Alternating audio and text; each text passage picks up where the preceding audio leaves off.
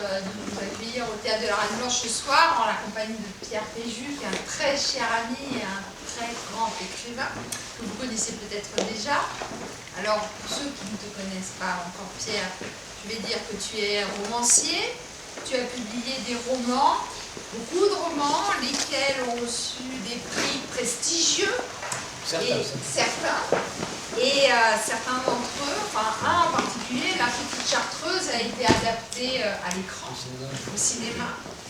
Tu es philosophe également, et tu as enseigné la philosophie au lycée, en classe préparatoire. Oui, enfin, au lycée, et puis ensuite au collège de philosophie, mais pendant pas mal d'années.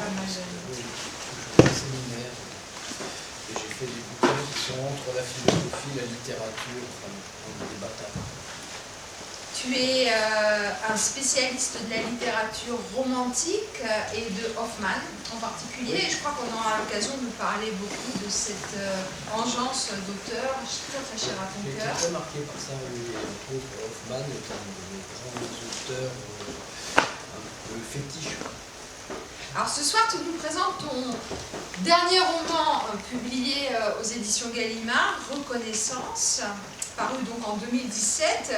Et puis tu évoqueras, voilà, dans cette salle Marie Curie, le propos de ton prochain roman à paraître en septembre prochain aux éditions Gallimard, toujours. Donc merci, parce qu'on a vraiment le sentiment, on a vraiment la conscience ce soir d'être des privilégiés, de pouvoir t'entendre et puis d'entendre parler d'un livre qui n'est pas encore sous presse. Et voilà, donc tu vas nous faire l'honneur de nous parler dans un instant. Tu veux bien avec plaisir. J'étais en train de me dire, c'est vrai que on a un peu cette maladie de la lecture et de l'écriture. L'écriture, quand on a fini un livre, pourquoi a-t-on l'envie d'en commencer immédiatement un autre? Et donc ça fait quand même, bien avant d'avoir fini celui-ci, j'avais commencé celui dont je parlerai éventuellement tout à l'heure, qui est un tout autre sujet, toute autre perspectives, etc. Et à la fois ce plaisir et cette douleur de l'écriture que tu connais bien, on ne peut pas s'en passer, quoi. Et je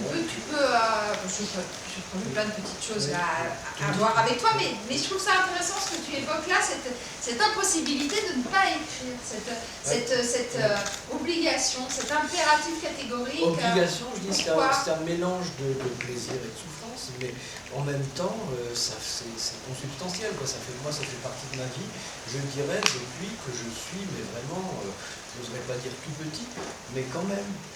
Je me souviens de mes premières tentatives d'écriture, enfin d'écrivain, mais je me souviens qu'enfant, j'étais extrêmement marqué, c'est pas vrai qu'on dise ça, mais non, ça, j'étais extrêmement marqué par les rêves que je faisais. Alors tout le monde se souvient de ces rêves plus ou moins bien, mais moi je m'en souvenais très très bien. Et j'avais l'impression que je perdais quelque chose d'extrêmement précieux si je ne mettais pas ces rêves en mots.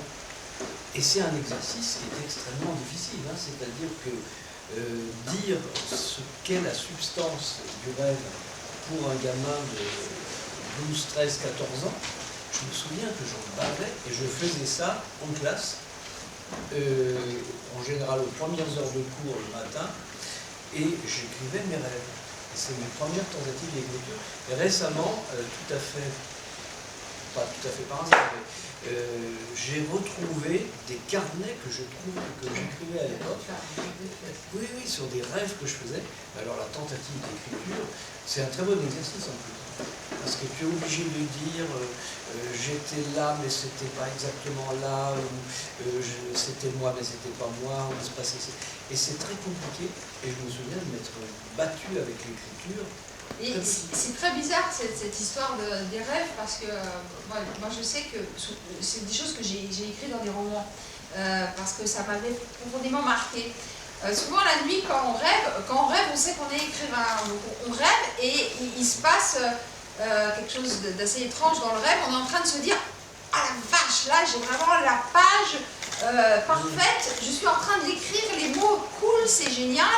Et ça nous semble évident, on est dans un exercice d'écriture évident Oui, dans oui. le rêve.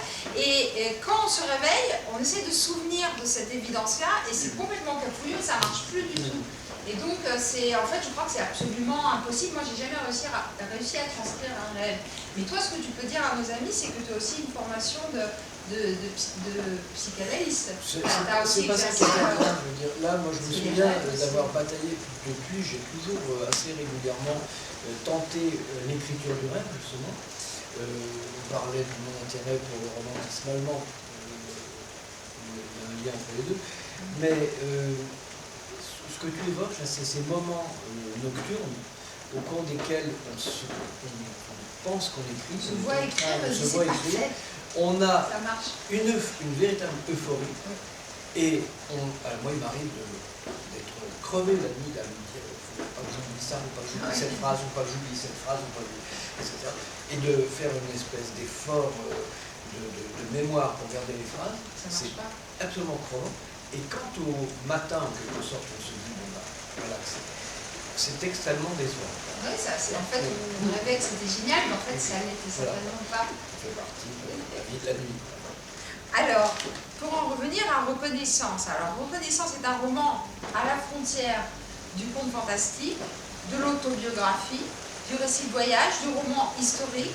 C'est un roman monde où le narrateur se souvient et nous embarque avec humour, tendresse, effroi, parfois, dans des paysages tant réels qu'intérieurs. Dans ton livre, Pierre, tout est symbole. Dans ce livre profondément marqué par les maîtres romantiques que tu évoquais il y a un instant et que tu connais si bien, et aussi tout nous semble familier, car tes pages sont le miroir de nos rêves, justement, et de nos pérégrinations intimes. En somme, dans tes pages, nous nous reconnaissons, comme cela arrive quand on arpente un grand roman. Donc, je voulais te dire. Alors, je vais commencer à te poser quelques petites questions.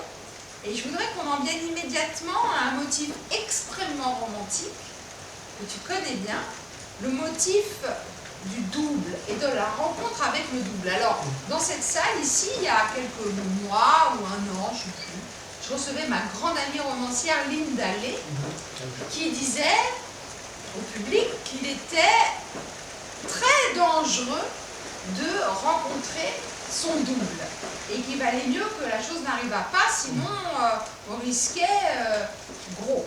Alors, est-ce que tu penses la même chose, puisqu'il est beaucoup question de rencontres avec des doubles? On va rentrer dans vraiment le vif du sujet, on va vous dire de quoi ça parle. Mais je voudrais qu'on commence sur cette rencontre avec le double, qui est un motif qui renvoie bien à l'esthétique de Pierre. Et donc, qu'est-ce que tu penses des propos de Linda qui disait qu'il ne fallait surtout pas rencontrer son double? Oui, pas le rencontrer, quelquefois on le rencontre malgré soi, et quelquefois on se trouve face à des personnages réels ou pas, ou fictifs, dont on se dit qu'ils ont quelque chose de nous et qu'ils sont un peu nos doubles. Linda, j'imagine, faisait allusion, on en parlait tout à l'heure, à cette phrase de René de qui disait il ne faut surtout pas rencontrer son double en face, quiconque rencontre son double en face risque de mourir. Comme si, en fait, le surgissement de l'équivalent de ce que je suis me faisait disparaître. Donc c'est vrai qu'il y a un danger, mais il y a une fascination. Le double nous fascine. On est au fond à la recherche aussi permanente de double. Moi je dirais volontiers qu'il n'y a pas un double, on n'a pas uniquement un double, mais par exemple nos personnages, souvent, et ça c'est peut-être la grande chance du romancier, les personnages que nous créons, quels qu'ils soient, hommes, femmes, vieux, jeunes, vivant à d'autres époques ou à la nôtre, sont un peu des productions du double. C'est-à-dire qu'on produit quelque chose comme des avatars de nous-mêmes qui nous aident à comprendre quelque chose de nous. Dans une certaine mesure, tous tes personnages romanesques seraient des reflets de toi. J'aurais tendance à dire ça. Je voudrais, par exemple, dire que même, quels que soient ces personnages, même apparemment très différents, par exemple, des personnes, par exemple, pour un homme, créer des personnages en tant que romancier, un personnage féminin, c'est aussi faire apparaître quelque chose de son rapport au féminin. Et même, allons plus loin, dans mon roman qui s'appelait Le rire de l'homme, on en parlait tout à l'heure eh bien, il y a des personnages de différentes natures, ils sont nombreux d'ailleurs dans ce livre, mais il y a par exemple des personnages de vrais salauds. De vrais salauds. C'est pas toi. Attends. Quand même. Là, il y a quand même, par l'écriture, la tentative d'explorer quelque chose. Vrai salaud, par exemple, dans Le rire de l'homme, il y a quelqu'un qui se révèle à la fin, qui révèle un peu un secret qu'ignorait le narrateur, et qui est un homme qui, à un moment donné, a pendant la guerre, donné des juifs pour qu'on les arrête, et qui immédiatement après allait dans les appartements dont les gens avaient été évacués pour s'emparer de tous leurs biens, tableaux, machins, objets, etc. Le salaud intégral. Travailler par l'écriture un personnage de cette sorte, c'est essayer d'explorer quelque chose aussi de l'humain. C'est-à-dire ne pas se dissocier, ne pas dire « ah bah il y a les gentils et les méchants », ne pas dire « oh bah moi je ne serais surtout pas comme ça », mais c'est essayer de comprendre quelque chose. Et en même temps, ce n'est pas excuser. Enfin, comprendre et écrire et essayer de décrire, c'est jamais excuser. Je veux dire, il y a des valeurs, il y a la morale, il y a l'éthique, etc. Mais malgré tout, alors, on revient au thème du double, produire ce personnage, c'est ce que je voulais dire, c'est que ces personnages, même secondaires, ils ont une fonction extrêmement importante. Et rien n'est véritablement secondaire. Donc, Dans ton livre, tu écris « Pourquoi des types comme Goldberg ou Gabi croisent-ils si régulièrement ma route ? Je me demande s'il n'y a pas au fond de moi, dans une zone mentale que je connais mal, une masse magnétique et inquiète, un souci secret qui attire inexorablement ceux qui ont besoin de raconter leur drame, ce qui évoque le moment où, pour eux, le sol a tremblé, s'est dérobé, la totalité du réel soudain en pente, véritable toboggan funèbre sur lequel on ne peut que glisser vers le pire. » Tu rends compte ici d'une rencontre inexorable vers l'autre, qui te ressemble ou pas, pour dire ce que tu as à dire. Là, c'est à propos du personnage, enfin, disons qu'il y a quand même un narrateur qui n'est pas exactement moi tout en étant moi. Et ce personnage dit ceci, c'est-à-dire qu'il a l'impression qu'il attire, je ne sais pas si ça arrive à certains d'entre nous, mais qu'il attire des gens qui viennent à lui pour lui raconter des trucs, qui à un moment donné parlent de la vie, de choses auxquelles il n'aurait jamais pensé, et qui viennent vers lui. Alors, on peut se poser des questions là-dessus. Ça concerne mon narrateur, qui justement explique par cette sorte d'attirance qu'il croit avoir, enfin il croit qu'il attire, des gens qui viennent lui parler, et ça explique tout ce qu'il raconte dans le livre, c'est-à-dire des quantités d'anecdotes qui le concernent lui, mais aussi d'autres gens. Donc il raconte des tas de fragments de vie, certains très très bizarres, on en parlera tout à l'heure, certains très très incongrus. Bon, moi j'ai aussi personnellement, c'est pour ça que je mets aussi dans la bouche de mon narrateur, j'ai aussi personnellement un peu cette impression. D'où vient-elle? Est-ce que ça vient d'une disposition d'écrivain ou de romancier, fait qu'on est constamment attentif à quelque chose, on attend quelque chose, et que ça sent, donc des gens viennent vers vous et vous se mettent à raconter. Moi j'ai eu incroyable, des gens qui venaient me raconter des choses, je ne connaissais pas du tout. Dans un train, dans un restaurant, à un coin de rue, etc. Ou rencontrer au cours d'un voyage, qui viennent me raconter, et je suis passionné d'ailleurs, j'écoute ça. Alors, est-ce que cette impression d'attraction, un peu magnétique, est due à je ne sais pas quoi, ou est-ce qu'elle est due à ce que l'autre perçoit d'inconscient à inconscient, disposé à que au fond, ça te passionne? Oui. Alors évidemment, moi, comme toi peut-être, je tiens des dizaines depuis des années, évidemment, de petits carnets de notes où je note tout ce qui m'intéresse. Évidemment, quand j'ai la chance de rencontrer quelqu'un qui me fait part de choses de ce type, je suis passionné. Et avec cette idée en arrière-plan, oh, j'en ferai quelque chose un jour dans un livre. D'où reconnaissance, puisque ce n'est fait que de ça. Le truc incroyable. Alors, pour résumer le début de l'intrigue, parce qu'il faut quand même que nos lecteurs, que tes lecteurs comprennent de quoi on parle, plus précisément encore. Un mystérieux randonneur, tout au début du livre, donne un cristal au narrateur. Et plus que de dédoubler, un cristal dans lequel le narrateur va voir des choses, et plus que de dédoubler le monde, cette pierre magique va offrir au narrateur une vision kaléidoscopique de l'univers, du monde, de son passé, de son présent, de son avenir. Alors, est-ce que tu peux nous expliquer simplement qu'est-ce que c'est que ce cristal du temps? Qu'est-ce qui t'a pris? Non, mais l'idée est la suivante. J'avais envie, venant de faire précédemment, parce que le roman qui précède ce livre est un...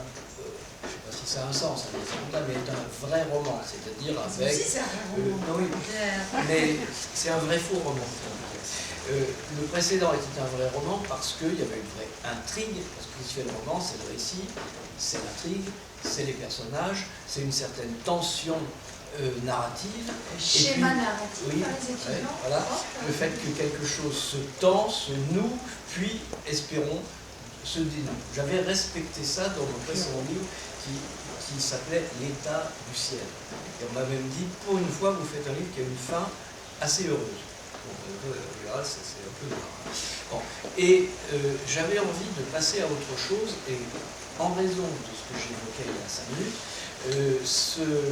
cette fascination pour des récits qui nous sont faits par des gens, quand les gens vous parlent de leur vie, souvent vous dites c'est tellement singulier que mettre ça dans un roman, personne n'y croira. Comme ça, alors, je m'étais dit, je vais faire, j'arrive au cristal, je te laisse pas. Je m'étais dit, je vais faire un livre avec ce qui précisément, en principe, est non romanesque, ou aromanesque, je ne sais pas si on peut dire ça comme ça. Parce que si on raconte ça à quelqu'un, il va dire non, c'est pas possible. C'est hors la vie à quelque chose de non plausible. C'est un thème qui m'intéresse beaucoup, même sur la place. On me fait le coup aussi. C'est pas parce que ça existe dans la vie que tu peux le dire dans un roman. En fait, on n'y croira pas. En fait, la vie, parfois, est plus romanesque que le roman lui-même. Et l'éditeur, quand il lit le manuscrit, il dit ça, je m'en fous que ça existait dans la vie, ça marche pas dans l'illusion romanesque. Donc voilà, par exemple, l'histoire dont on parlait tout à l'heure des jumeaux, par exemple, que je raconte en roman, il y en a des dizaines. Toutes ces histoires, si on les met comme ça, comme à l'état brut, ou inclus dans un roman, non, il a forcé le truc, c'est pas possible, c'est dingue cette histoire-là. Et je m'étais dit, je vais faire un livre où je mettrai systématiquement ces moments de vie qui m'ont été transmis ou que j'ai vécu, parce qu'on vit aussi chacun des trucs tellement dingues qu'on ne pourrait pas mettre dans un roman. Et je vais faire ça. Alors, j'ai eu l'idée, pour s'appeler Cristal du temps, qui intervient au début de façon, lui pour le coup assez romanesque, est un peu un stratagème. C'est-à-dire un stratagème romanesque pour le coup, où mon narrateur, moi un petit peu si on veut, est censé se voir remettre dans des circonstances assez spéciales, par un personnage lui-même assez intriguant et assez étrange et singulier, un objet que celui qui remet l'objet à mon narrateur appelle le cristal du temps. Le cristal du temps, c'est donc une sorte de pierre magique, donc j'ai recours quand même à quelque chose de l'ordre du un peu merveilleux, appelons ça merveilleux ou fantastique, on va trancher tout de suite.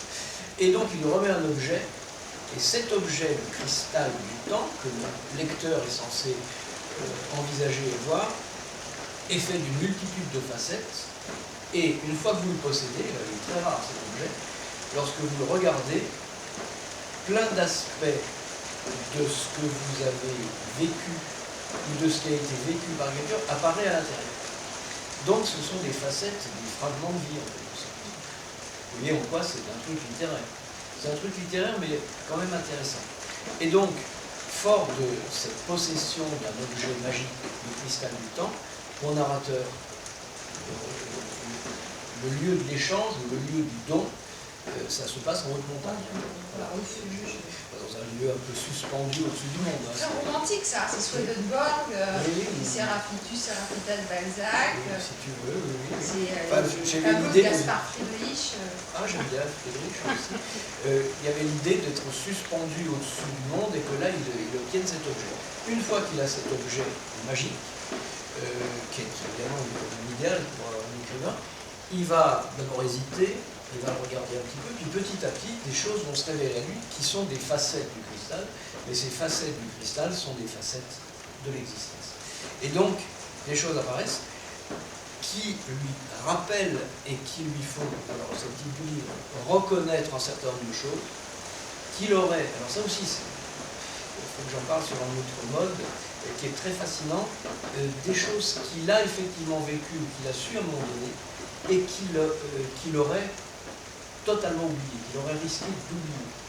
Alors moi j'ai eu une expérience, je t'en avais parlé, cette expérience qui est mon cristal.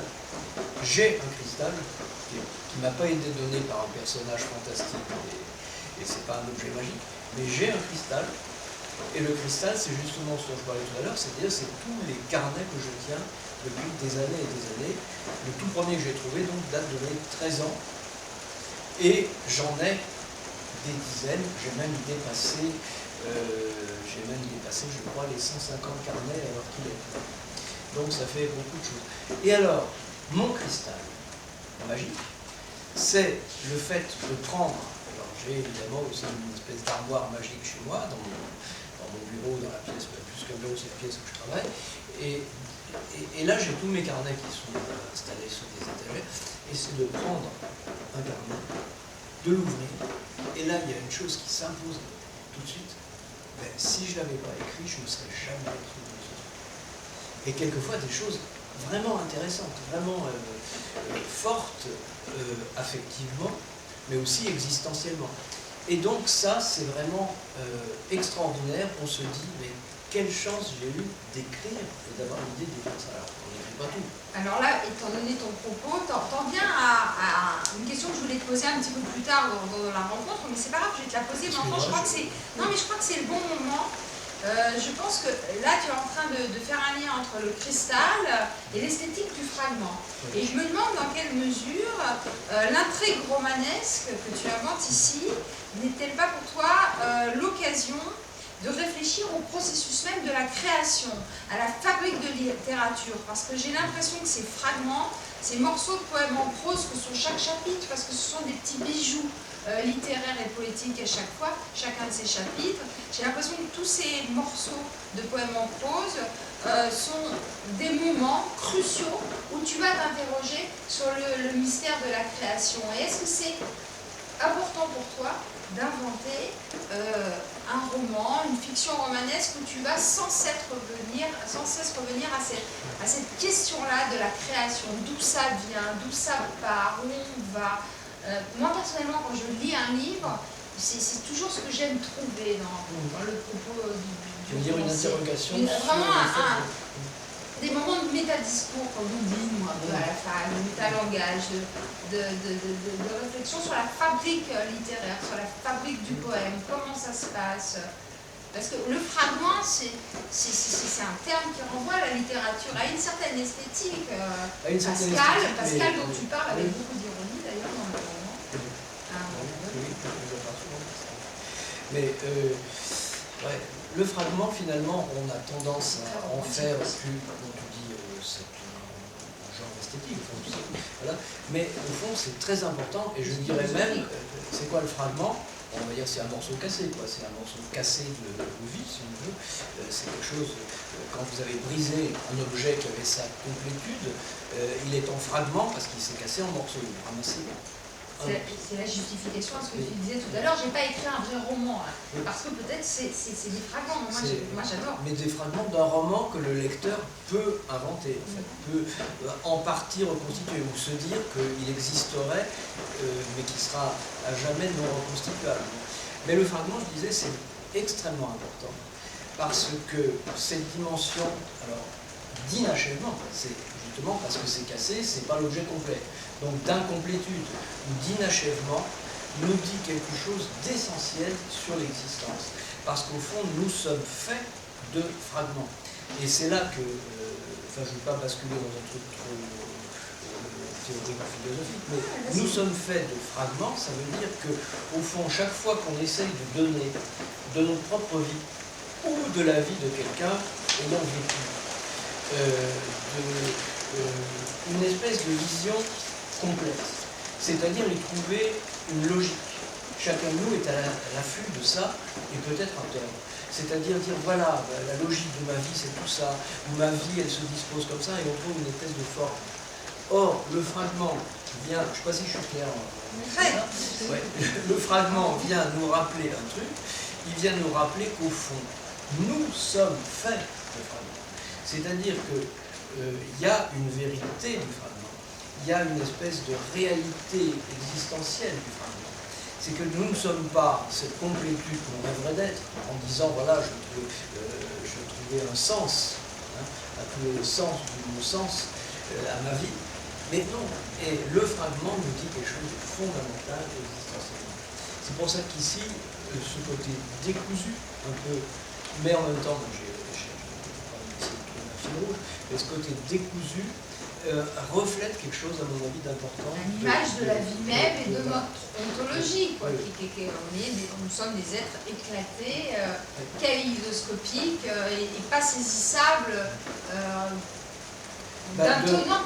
Oui, c'est ça, ou avec un sens unique. Un sens unique. Voilà.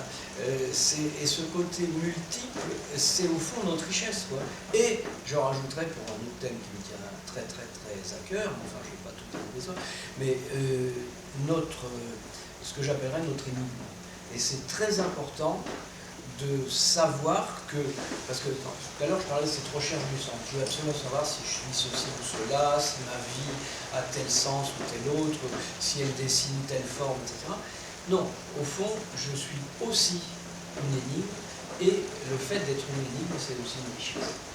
Et là, tous les gens qui apparaissent aussi, parce qu'il y a un nombre de personnes, enfin de gens qui apparaissent qui sont très nombreux là-dedans, ils sont tous énigmatiques, mais ils nous rappellent à notre énigme fondamentale. Alors là tu files la métaphore des grandes marées pour justement trouver une sorte de parade au fragment, à la brisure, est-ce que tu peux nous lire ce passage-là? Ce que tu veux.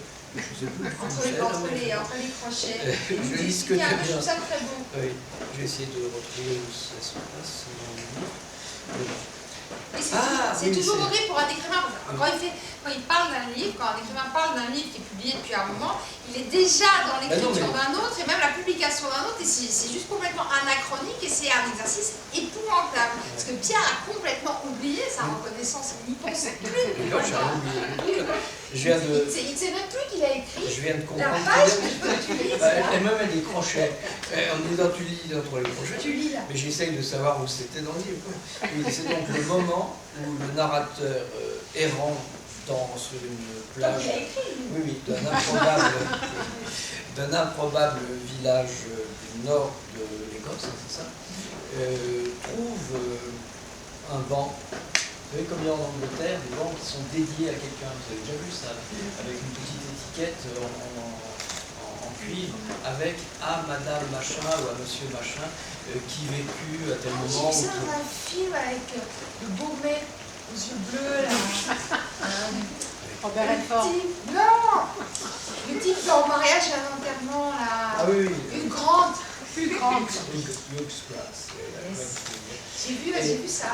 Et alors ces bancs, j'ai découvert avec un très grand plaisir que dans le jardin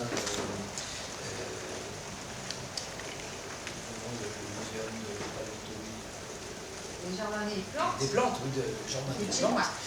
Côté de notre voilà. faculté.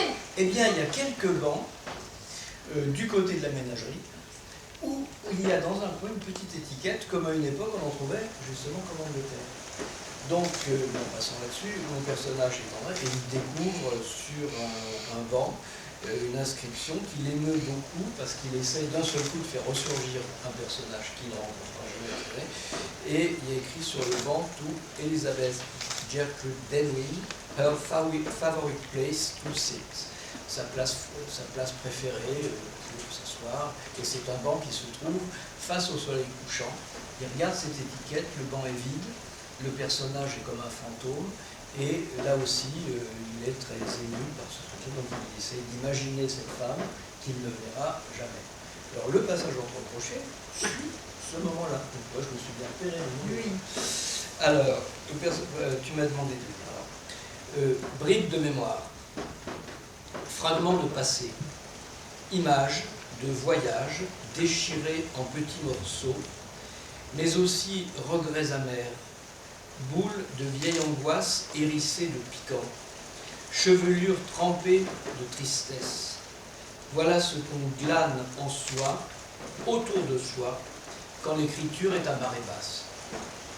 Alors, on finit par désirer le retour des grandes marées, rêver de la mer qui non seulement submerge tout, mais se précipite avec violence sur ces choses à moitié mortes qui, hors de l'eau, seraient vouées à la pourriture nostalgique.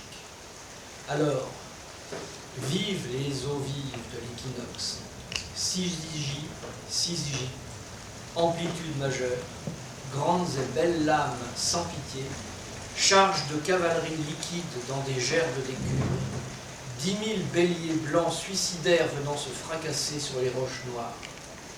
Mer, l'océan, vieille dévoreuse, furieuse, briseuse de grève, renvoyant grands et petits détails à leur contingence glapotante, il était temps de ne plus tant s'empêtrer dans le temps. Alors qu'est-ce que tu as voulu nous dire là, avec cette image de la grande marée qui revient Ben, ce que j'appelle l'écriture à marée basse, ça revient un peu plus loin dans le livre.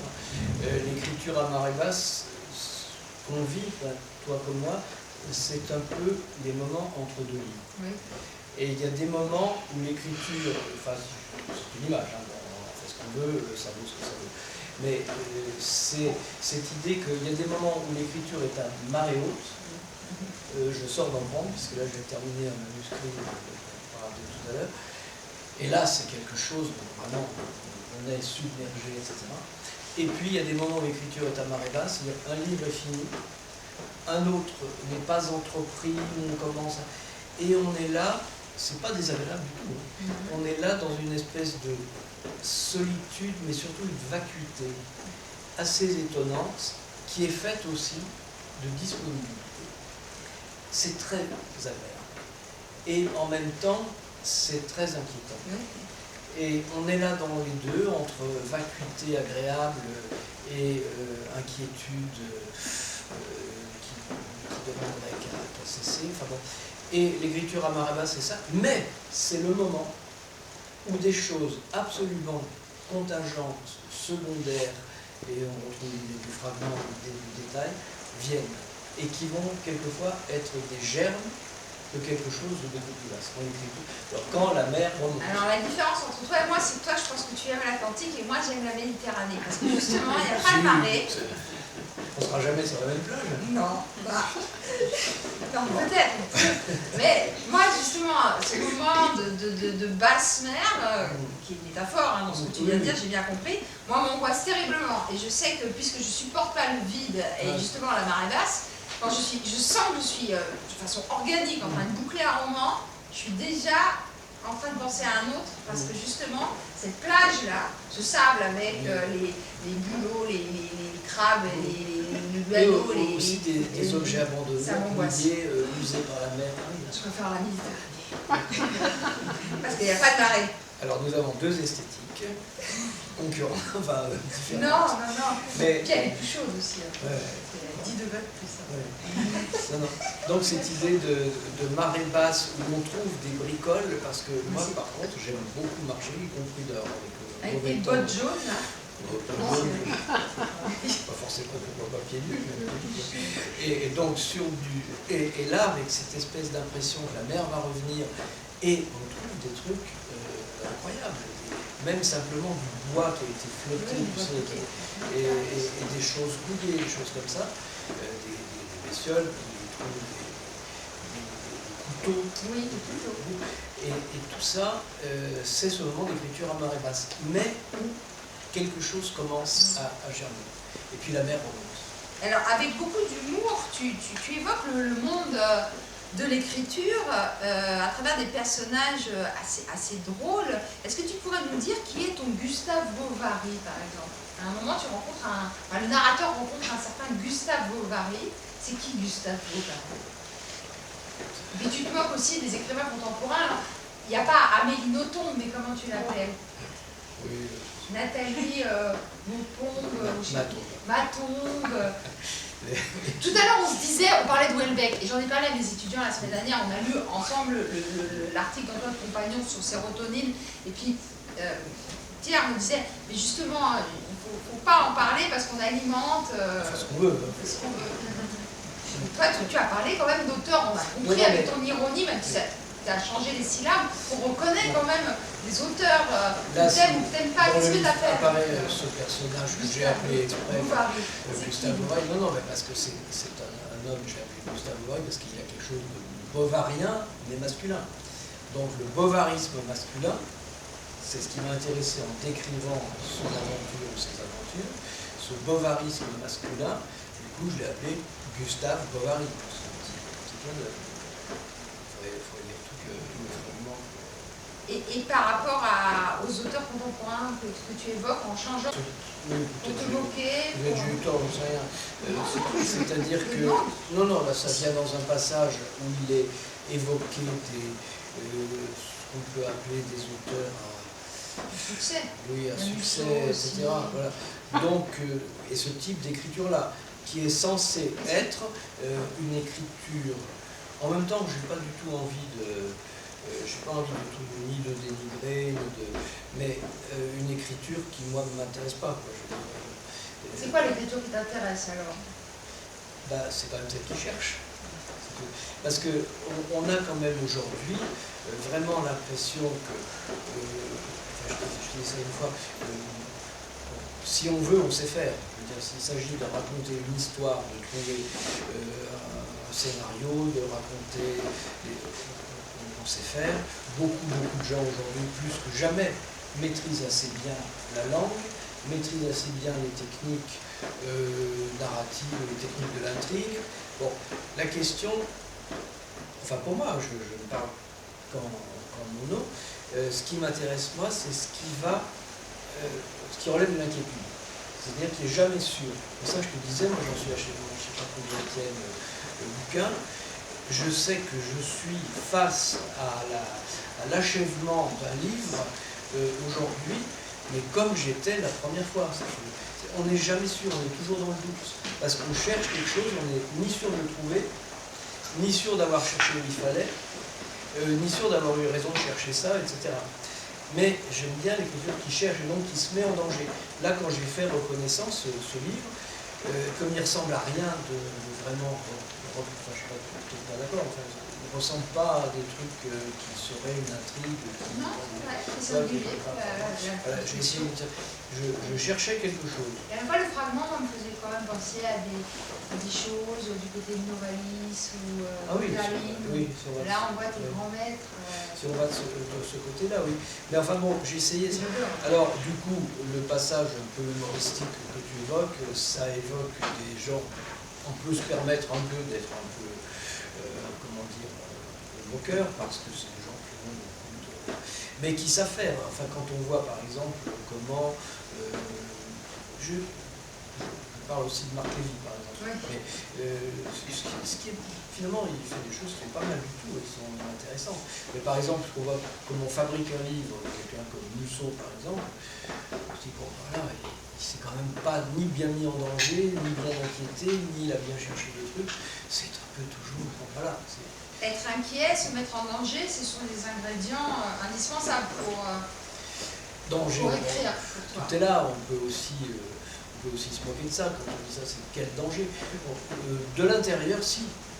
Moi, je sais que bon, l'inquiétude, ou la, comment dire, oui, inquiétude, d'inquiétude, d'anxiété, façon d'être pas sûr de soi, quand on commence quelque chose, je l'ai tout le temps. Donc, quelle est la nature du danger? C'est peut-être pas ni un danger de mort, ni un danger... Mais quand même, hein, il y a quelque chose qui vient nous chercher très loin, très profond. Moi, c'est ce que je recherche quand j'écris un livre, quel qu'il soit. Pour ça que je change de genre. Parce qu'on va toujours à la recherche de quelque chose qu'on n'aurait pas encore fait, qu'on n'aurait pas encore trouvé ou pas encore dit. Qui est une gageure qui nous met sur la brèche, qui nous malmène. Moi, je suis très convaincue de ça. Oui, mais je sais que sur ce plan-là, effectivement, on est assez proche, parce que toi, c'est exactement ça, tu es toujours... Je pense que la création romanesque, c'est un voyage sur des terres inconnues qui vont forcément vous effrayer quand vous allez y pénétrer. C'est un voyage pour lequel il faut accepter de prendre des risques. Mais sinon, à quoi bon? À quoi bon? Et ça se sent après, dans l'écriture. Il y a quelque chose qui se passe. Alors, toute autre chose, j'ai été frappée dans l'écriture de ton roman par la présence d'un bestiaire assez riche. Est-ce que tu peux nous expliquer la raison de l'existence dans ta narration d'un lapin, d'un singe, d'un merle, d'un chien, de marmotte, de sauterelle, de chat, d'abeille? Elle a tout relevé. J'ai tout relevé. Voilà, il y en a plein et peut-être que tout n'est pas là. C'est peut-être pas complètement exhaustif. Pourquoi autant d'animaux? Est-ce que ça te tient à cœur, le monde animal? Est-ce que tu évolues dans une espèce de fable peut-être, il y a le sens fable, 17e du siècle, ouais. du terme? Ouais. Je m'en suis rendu compte, bon, ce qui est vraiment passionnant aussi lorsqu'on compose, moi j'aime bien le mot composer, plus qu'écrire, compose un livre, que ce soit un roman, c'est le fait de ne pas toujours savoir ce qu'on fait et de découvrir, en somme, après coup, à la relecture, à la énième relecture, ah tiens, il y avait ça, il y avait ça. Et là, les animaux, puisque tu m'en parles, un jour je relis, enfin, il y a plusieurs façons de relire, hein. On peut relire beaucoup plus tard, ça m'arrive rarement, mais enfin ça m'arrive, un livre qu'on écrit il y a longtemps. Et puis il y a la relecture que tu fais jusqu'à ce que tu publies. C'est-à-dire que tu relis sans arrêt, sans arrêt, sans arrêt, sans arrêt, tu reprends des trucs, jusqu'au moment où tu donnes ton livre et il lit. Donc au cours de ces relectures, une fois il m'arrive de me dire, oh là là, mais qu'est-ce qu'il y a comme bestiole dans ce livre, de toutes sortes, comme tu l'as remarqué et dit. Bon, j'ai pas forcément toujours la réponse, parce que ce qui est intéressant, c'est ce qui vient de te surprendre toi-même. C'est-à-dire que tu as écrit quelque chose presque malgré toi. Ça t'arrive souvent d'être surpris par... Des fois, c'est tes lecteurs qui me surprennent, qui me disent, mais ça, c'est évident. Et là, quelquefois, j'ai lu des trucs, j'ai ouvert des yeux comme ça, parce qu'ils avaient raison.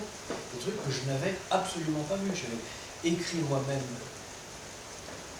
quelque chose qui avait une sorte de signification presque évidente. Je l'avais écrit spontanément, mais cette signification évidente m'avait échappé. Tu as été révélé par le lecteur. Ah oui, mais les lecteurs, c'est formidable. Hein, je veux dire, quand ils t'écrivent des lettres... des fois, c'est bizarre. Les lettres que tu te reçois, elles sont sympas.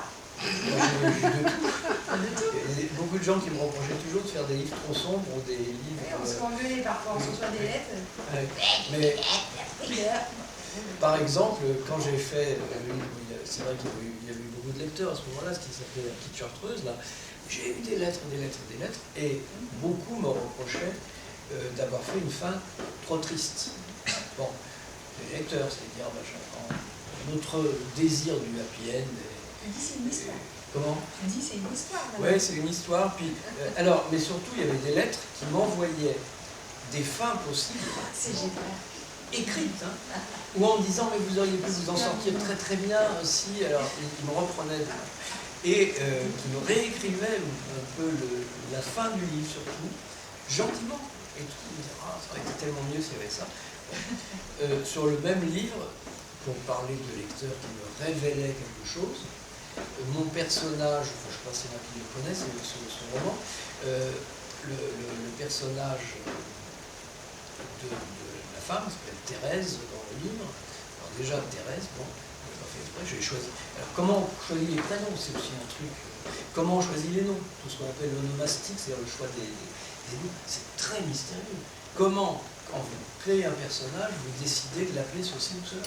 Et puis ensuite, ça lui reste. Puis ensuite, les lecteurs, ils disent, bah, c'est machine dans mon truc. Donc ce personnage qui s'appelait Thérèse, je l'avais appelée Thérèse, bon. Thérèse Blanchot, en plus, c'est quand même pas neutre. Voilà. Et cette femme, évidemment, vous décrivez un personnage et vous avez des mots spécifiques pour parler d'elle, pour parler de ses conduites, de ses gestes, de ses comportements, de son physique, etc.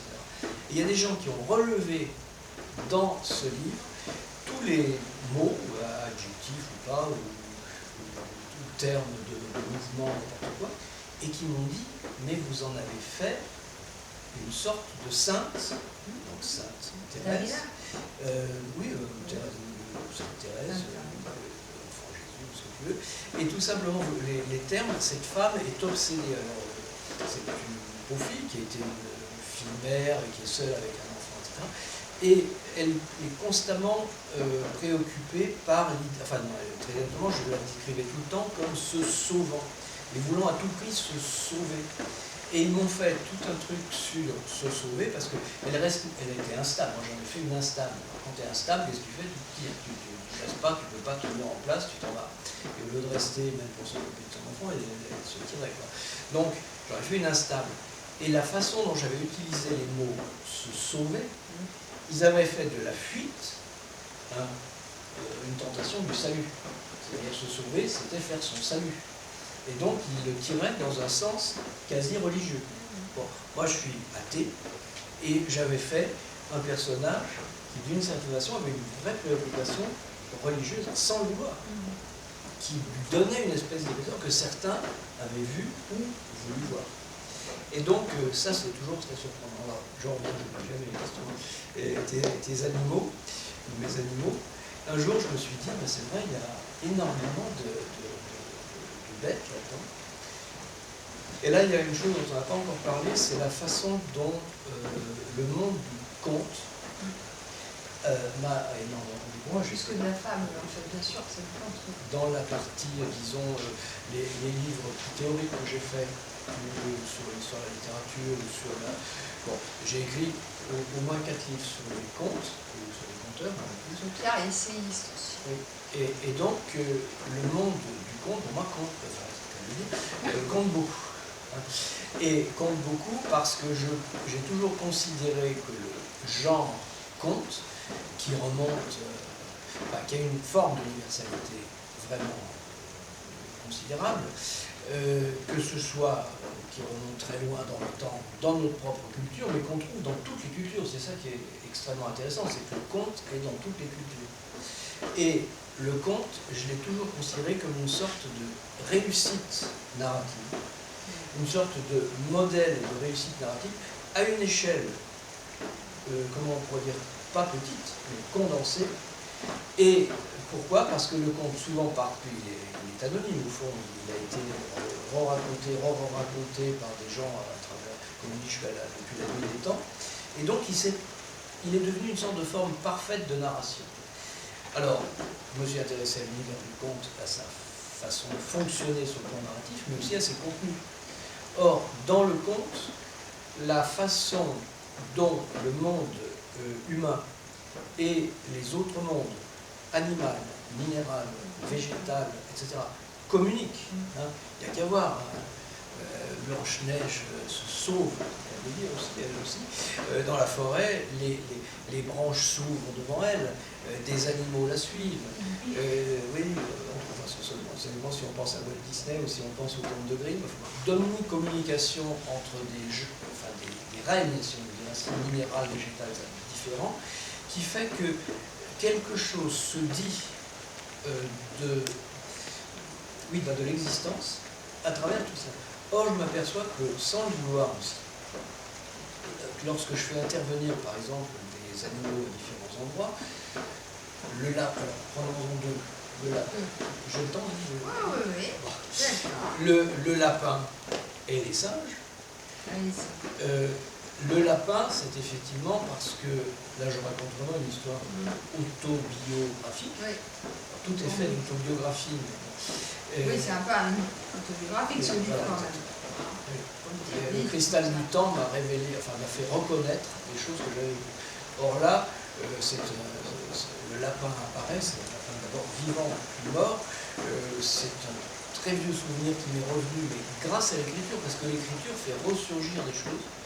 Et donc, enfant, dans une maison à la campagne où j'allais l'été, je suis avec une fermière qui, mes parents, enfin c'est pas mes parents, c'est un oncle à moi qui dit Madame la fermière, pour qu'on mange à midi, enfin pour qu'on mange, il nous faudrait un lapin.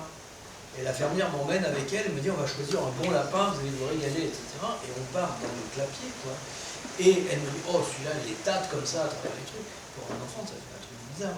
Moi j'étais enfant des villes. Hein. Et donc, oh celui-là vous allez vous régaler. C'est déjà très, très curieux, quoi, de tendre la main, de tâter le lapin et dire avec celui-ci vous allez vous régaler. Elle le sort, elle le montre, on va sûrement se régaler, oui. Et là-dessus, elle le rend, on pourrait dire, comestible ou cuisable, enfin je ne sais pas comment on dit, voilà, puisqu'elle l'emmène avec moi, elle l'accroche à une échelle, à l'envers, elle l'égorge, elle me dit moi je récupère le sang, ben, j'en fais toujours quelque chose, et enfin excusez-moi c'est un peu gore, mais j'ai assisté à ça, c'est un truc qu'un enfant en fait oublie, parce que je n'ai plus jamais tellement pensé, puis là je l'ai retrouvé dans l'écriture, et elle le prépare et elle le dépaisse, comme on faisait.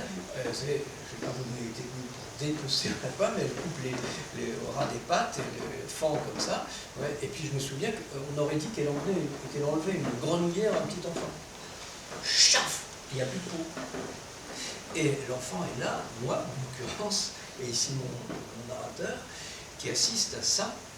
Et du coup, le lapin, à travers le temps, et à travers le cristal du temps, devient plein de choses. En plus, elle me dit, attends un petit peu, parce que tu verras, dès l'instant que j'ai fini de le préparer, je vais te couper les pattes, je vais te donner une patte de lapin, tu verras, ça te portera chance. J'attendais ma patte de lapin.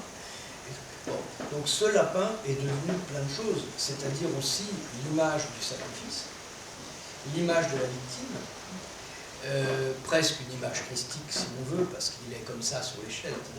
Et donc du coup, là on va parler du plaisir d'écrire. Dans l'écriture, vous savez ça, vous savez ce lapin sur une échelle avec un enfant qui regarde le dépeçage et le sang qui coule, bah oui, c'est carrément le calice. Hein, et là vous avez une image, vous avez envie d'écrire, vous avez un plaisir extraordinaire à écrire ça. Et donc le lapin. Voilà.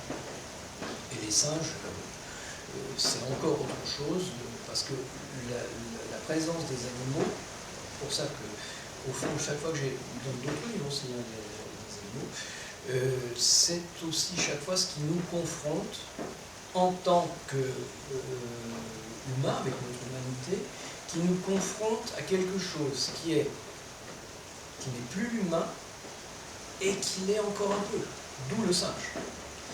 Et là, la scène qui se passe dans un temple khmer, une scène que j'ai vécue aussi d'ailleurs donc au Cambodge, et qui est à la tombée du soir, le désert sur des ruines khmer, c'est déjà pas rien, c'est la jungle, c'est des fragments de temples, aussi des fragments de temples, de statues. Et puis les singes qui sortent de la jungle, qui se rapprochent de plus en plus. Et là, c'est une scène, donc là, le plaisir d'écrire aussi, enfin, la difficulté, parce qu'il faut arriver à rendre le truc, mais le plaisir d'écrire, c'est formidable. Parce que ces singes que j'ai vus surgir de la jungle, j'étais seul avec ma femme dans un complètement désert, les singes qui se rapprochaient, et ces singes étaient à la fois autre chose que l'humain, puisqu'ils sortaient de la sauvagerie totale, et en même temps ils étaient encore humains parce qu'ils avaient toute une mimétique.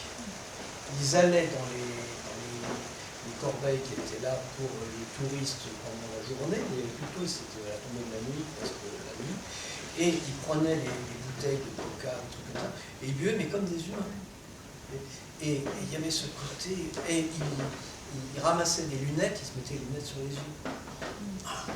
Et là, vous avez une scène d'une espèce de truc fantastique. Et là, le plaisir d'écrire, c'est ça. C'est-à-dire, il y a cette scène, je la reconnais d'une certaine façon, mentalement, sur les choses. Maintenant, quel mot j'utilise pour la Et ça, c'est vraiment, tu connais ça, enfin, c'est le moment où tu as le plus grand plaisir et la plus grande souffrance aussi. Parce que tu te dis, c'est jamais exactement ça.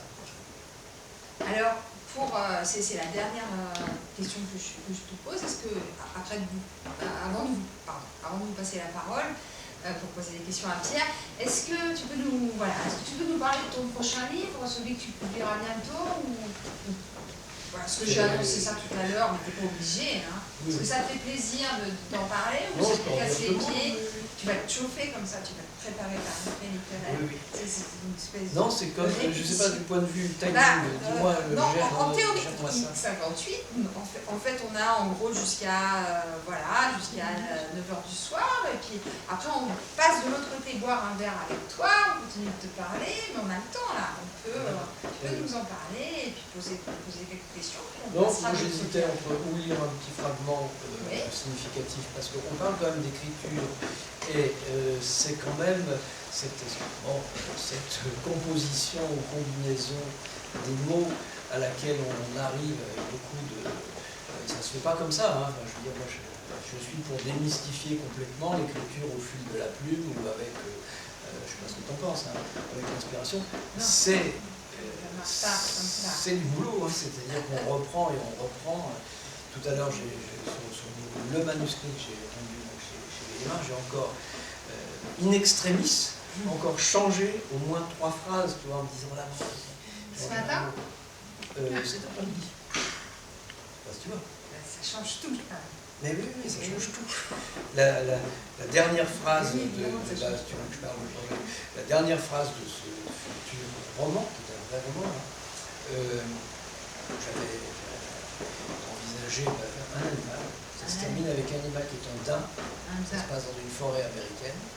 Et ce daim est un personnage, je fais un lapsus, un peu mystérieux, et il fait un bond, et puis le livre se termine alors qu'il disparaît dans le noir de la forêt, comme ça.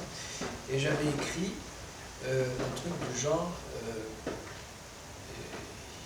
il était attentif, il remuait son livre, et il fait un bond brutal, et il retourne, il se fout, il retourne dans le cœur des ténèbres. Le cœur des ténèbres.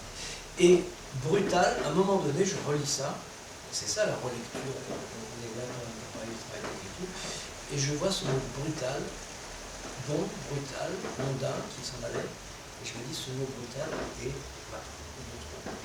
in extremis, tu vois, enfin, bon, il y aura encore d'autres corrections, mais et là, tu vois, c'est ça le travail, enfin, c'est pas trop obligé, le travail d'écriture, c'est ça, c'est te dire on cisèle les trucs jusqu'au bout. Donc c'est un bon. Et j'ai enlevé brutal, je me suis dit, mais c'est tellement mieux. Brutal, c'est pas bien. Mais ça allait pas, pourquoi j'avais mis ça, hein, voilà. Et donc... Surtout que c'est pas brutal, un daim qui... Mais non, c'était pas brutal. Et ça m'a choqué, et pourtant je l'avais écrit, et donc on retravaille. Faire une allitération en B, bon, brutal. Oui, non, ça allait pas avec un daim.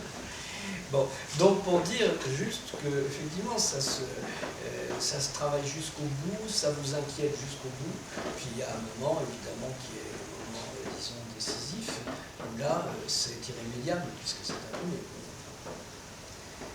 Mais...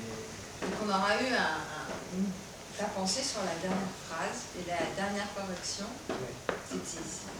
c'est-à-dire cette idée de reciseler les phrases jusqu'au bout, c'est pour ça que je veux vraiment démystifier. Moi, c'est le travail que je préfère. Quoi donc? Quand vraiment on sait que ça va passer, le manuscrit accepté, travail de dentelle comme ça. J'adore. Ah non, mais c'est à la fois plaisant et en même temps, il y a un côté un peu, on se dit, mais pourquoi est-ce que j'ai... Alors, question, pourquoi j'ai été si bavard? Parce que, voilà. Moi, je compare souvent, dans le bouquin Le Rire de l'homme, on fait une comparaison entre le travail du sculpteur et en fait, c'est ce qu'on enlève qui souvent donne d'un seul coup, c'est comme dans la sculpture, hein, j'ai beaucoup discuté ou même travaillé avec des sculpteurs, enlever, ôter de la Il ne matière. faut pas hésiter à Comment? jeter. En fait, ça se récupère d'une manière ou d'une autre. On n'ose pas quand on a écrit, on se dit, oh là là, il faut faire pomme ou cul. Vous savez, Tu vois, on pourrait terminer là-dessus. Il faut faire pomme cul. Il faut effacer. Il ne faut pas hésiter à effacer. L'écriture, c'est l'effacement, en fait. Est-ce que vous voulez poser des questions à Pierre? Je vais rebondir tout de suite là-dessus parce que Pomme c'est... cul.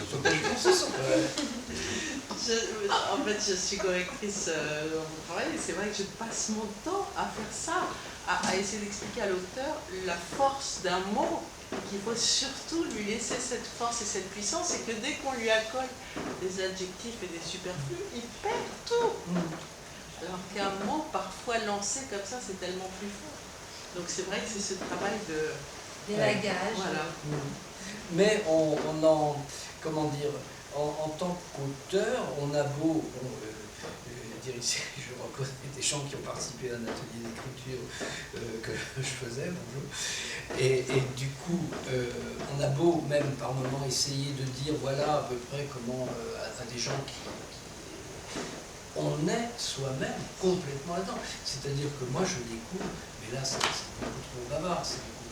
Alors, ne parlons pas, on vient de parler d'un adjectif brutal qu'il fallait ôter et qui donnait aussitôt une force plus grande, mais on a la même chose, calamité. Et là, la chasse aux adverbes peut être une chasse à part entière. On parlait d'animaux, mais les adverbes, c'est des sacrés d'animaux.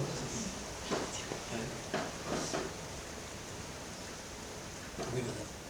Vous avez parlé au départ, vous avez commencé à parler de vos rêves, enfin, de la mise en forme de vos rêves.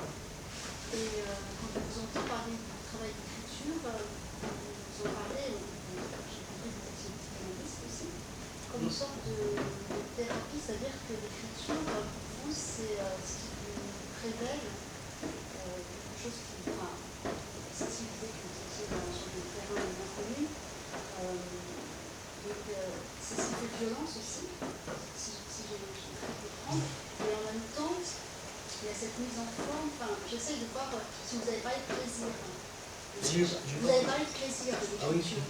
Et ça m'a un peu surprise parce que au départ, vous parliez d'études, d'achèvement, de recherche, de quête, comme si cette quête elle était par définition inachevée, enfin, comme si elle ne pouvait pas aboutir. Et en même temps, on a l'impression que, alors vous parlez effectivement du travail de la forme, et comme si ce travail de la forme était cette source de plaisir.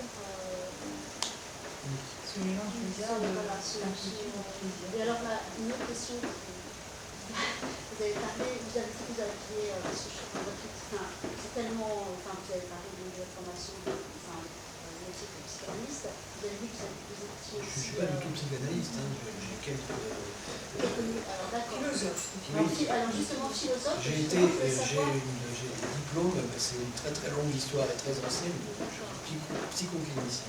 D'accord. Et donc, mais en tant que philosophe, sur quoi vous avez travaillé ça, en tant que philosophe, quel était votre... c'est ça qui m'aurait aussi intéressé. Ah d'accord. Alors, c'est un autre sujet. Bon, la philosophie est, disons, mon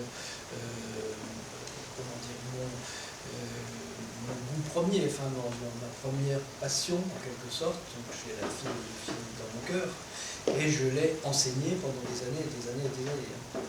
Et lu et pratiqué, etc. Et c'était une question dont on parlait tout à l'heure. Oui, est-ce que la philosophie et la littérature font bon ménage? Pourquoi tu as choisi d'être romancier en fait? C'est ça.